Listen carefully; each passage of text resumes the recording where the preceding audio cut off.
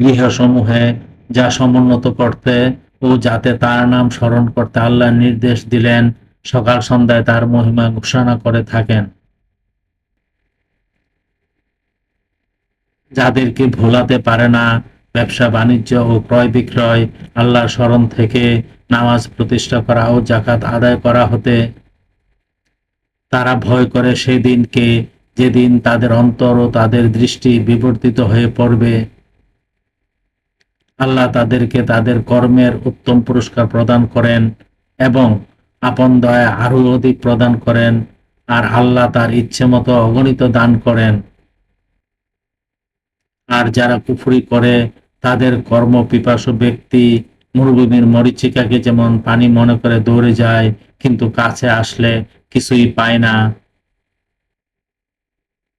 সেখানে সে আল্লাহকে অর্থাৎ মৃত্যুকে পায়। তিনি পূর্ণ হিসাব দেবেন, তিনি দ্রুত হিসাব গ্রহণকারী। আয়াত 36 থেকে 39 সূরা নূর, আল কোরআন।